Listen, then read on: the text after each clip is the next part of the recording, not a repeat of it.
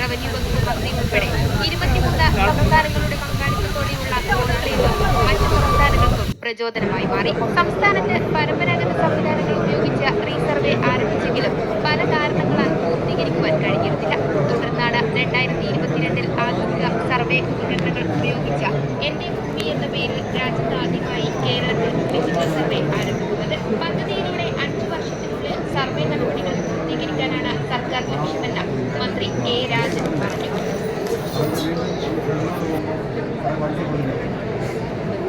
I would like to repeat the names of the IAS officers who are present here with us on the dais. Shri Kunal Satyarthi, Indian Forest Service Joint Secretary, Department of Land Resource, Government of India. Shri Chandrasekhar IAS, the Secretary. Sharma IAS, Special Secretary, Revenue, representing Himachal Pradesh.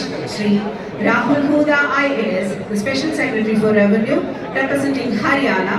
Shri Manda Magarando IAS, the Project Director, CMRO and Secretary to Telangana Government.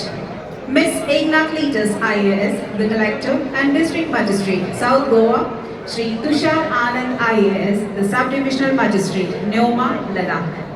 നമ്മോടൊപ്പം ഈ വേദി ചേർന്നിരിക്കുന്ന വിശിഷ്ട വ്യക്തിത്വം ഹിമാചൽ പ്രദേശിലെ ബഹുമാനപ്പെട്ട revenue, horticulture, ആദിവാസി വികസന വകുപ്പ് മന്ത്രി ശ്രീ ജഗത് സിംഗ് ദേവിയും നമ്മോടൊപ്പം ഈ വേദിയിൽ എത്തിച്ചേർന്നിട്ടുണ്ട്. വിവിധ വകുപ്പുകളിലെ ബഹുമാന്യരായ മന്ത്രിമാരും അതത് ഡിപ്പാർട്ട്മെന്റ്സിലെ ഉയർന്ന ഉദ്യോഗസ്ഥരും പ്രിയങ്കരായ ജനപ്രതിനിധികളും പ്രമേയം എന്റെ ഭൂമി ഏകജാലക പോർട്ടലും മാതൃകയാക്കി സ്വീകരിക്കാൻ ഇത്രയധികം സംസ്ഥാനങ്ങൾ തയ്യാറായി മുന്നോട്ട് വരുന്നത് അഭിമാനകരമാണെന്ന് സ്പീക്കർ എൻ ഷംസീർ സമാപന സമ്മേളനം ഉദ്ഘാടനം ചെയ്ത് സംസാരിച്ചു. പരിപാലന ചരിത്രത്തിലെ ഏറ്റവും വലിയ നേട്ടമാണ് ഡിജിറ്റൽ സർവേ. ഭൂരേഖ പരിപാലനത്തിൽ കേരളം എല്ലാ സംസ്ഥാനങ്ങൾക്കും മാതൃകയാണ്